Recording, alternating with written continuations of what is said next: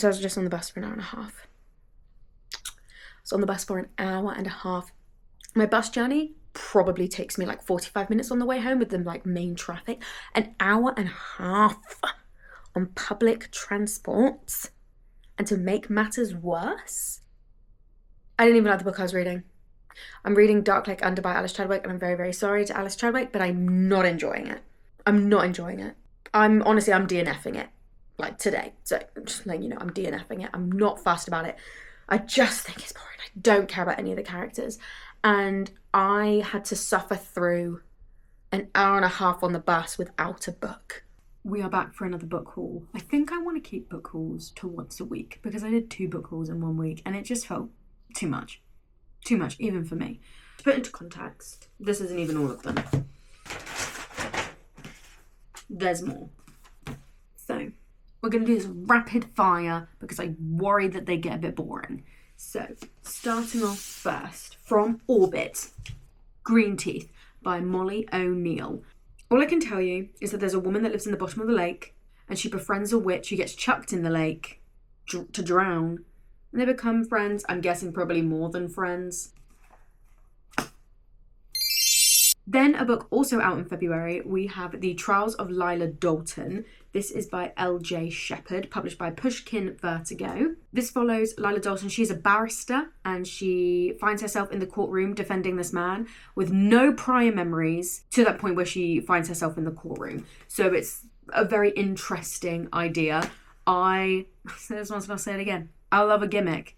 If you give me a barrister that has no memories trying to defend a man that she doesn't even know who she's defending, I'm going to read it.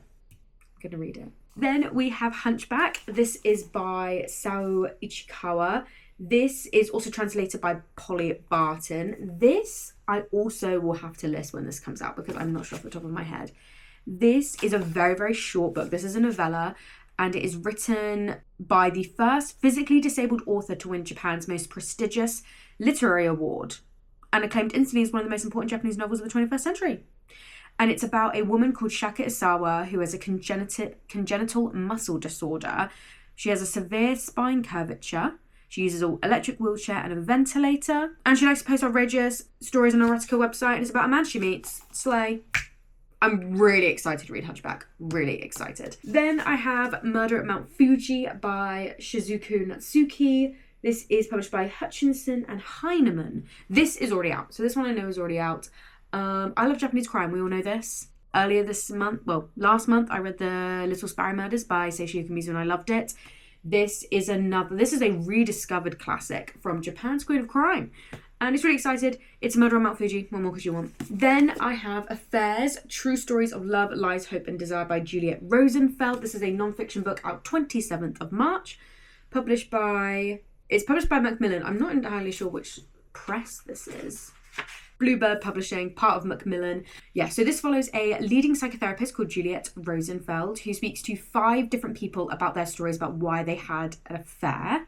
And it kind of just brings to light the secrets, lies, motivations, and kind of why people in psychoanalyze why people have affairs. Then I have The Boyhood of CAIN by Michael Amherst. Sorry, that font is really weird. Yeah, by Michael Amherst. This is by Faber. This is about 2 boys who become friends, and I'm guessing with the title Boyhood of CAIN, it's gonna reflect Cain and Abel.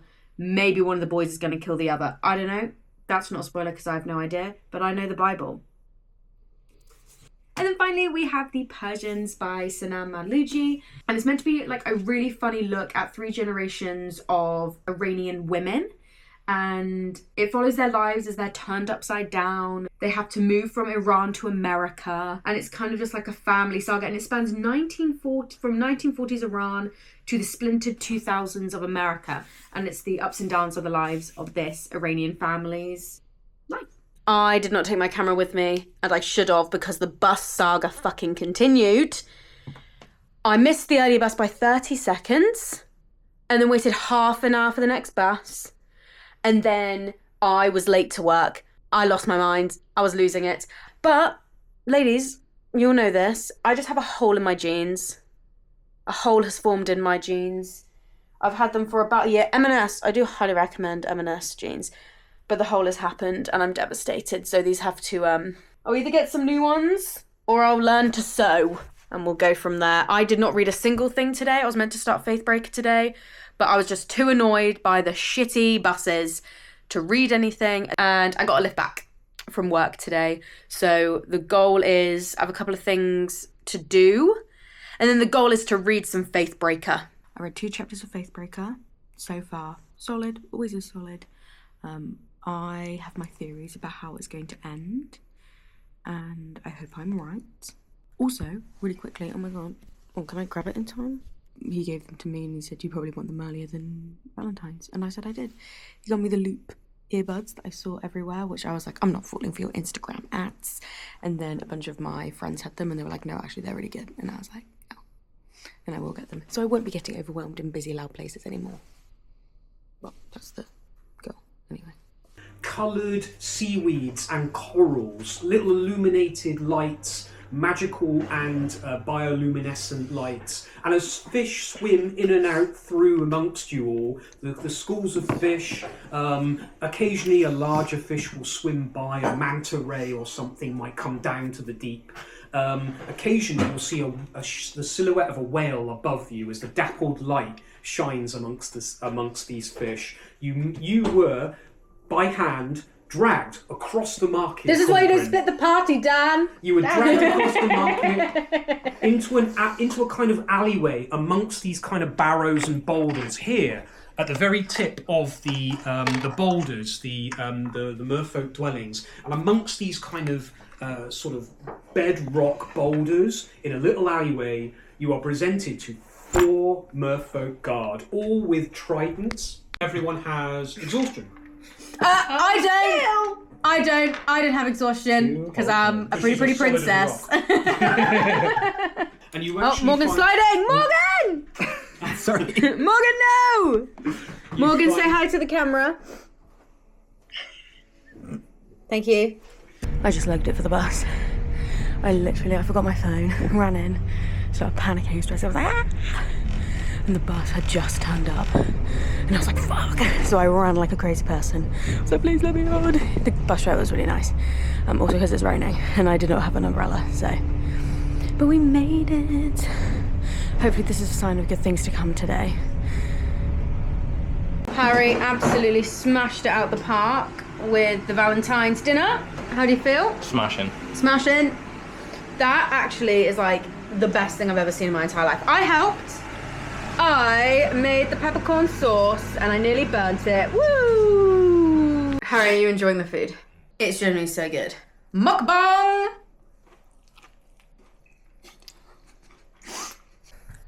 I'm about to work one of the busiest. There are many busy weeks in my job, but one of the busiest ever in the year, which is the first week of February half term. Sorry, first weekend. The first weekend is so much busier than the second weekend because the first weekend everybody has energy and they have money and they're like, we're gonna go and we're gonna get you some fun stuff, maybe a game, maybe a book, things like that.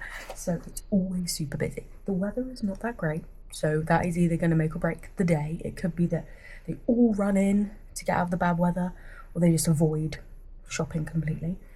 But normally if you're on the first weekend of a half term, it tends to be a lot busier than the second weekend because by the second weekend, everybody's done all the plans that they've thought of. They just want the week to be over and their kids to go back to school.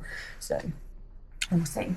I prefer it when it's busier, so I'm actually not complaining, even though it sounds like I am, because busy days mean for more interesting days, which means for more fun, and I get to run around and do loads of stuff, so yeah, but it's going to be very busy. Hello, I come to you today with my most recent Jellycat purchase. He's so cute, he makes me want to cry! Albie and I also wanted to give you a God Killer update. God Killer? You will lose God Killer. Faithbreaker update. Yeah, I just wanted to give you a Faithbreaker update. This is how far I am. So I'm over halfway. It's really good. I'm really enjoying it. I loved God Killer. God Killer was a 5-star read for me. It made it to my top 20 books in 2023. Last year I read Sunbringer. I enjoyed Sunbringer, but I didn't have the same like wow factor from God Killer, but I still thoroughly enjoyed it. I gave it a 4 stars, still really good. I think God Killer was just so impressive. And FAITHBREAKER is, yeah, I'm really enjoying it. At the moment, it's probably like a 4-star, but look how much is left to go. And we haven't even got to the ending, which I know is going to break my heart. And I'm really worried my boy Ello's going to die. We'll see. At this point, I don't know.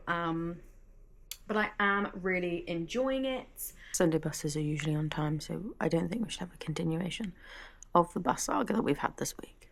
Just the epitome of first world problems, you could say. I don't think I'm going to finish FAITHBREAKER this evening, but also at the same time, I speed through the last 100 pages of any fantasy book because shit has already hit the fan. I mean, I do have a proof copy, so I'm hoping they still keep this paragraph in, but there's like a little paragraph at the end of chapter 27 that had me tearing up already. Look, this is how much I've got left, this little side here. That's how much I've got left. There's a good chance I could finish it this evening.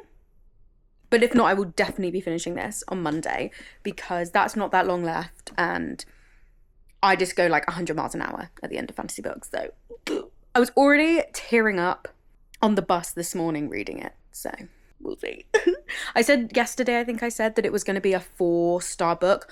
We are now teetering to the 5-star territory. Okay, we're getting there.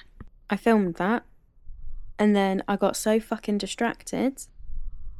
So, update, I did not finish FAITHBREAKER. Oh, I know, stupid. I said I was, and I made a whole song and dance about it, and a TikTok about it, and I didn't even finish it. No, her and I have weirdly decided out of nowhere we're going to do a James Bond movie marathon. And by movie marathon, I mean we're going to watch them in order every once in a while. We just watched the first one, Dr. No, which at first I was really enjoying. I was like, this was really fun.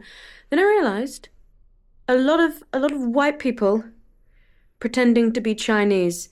That wasn't a vibe.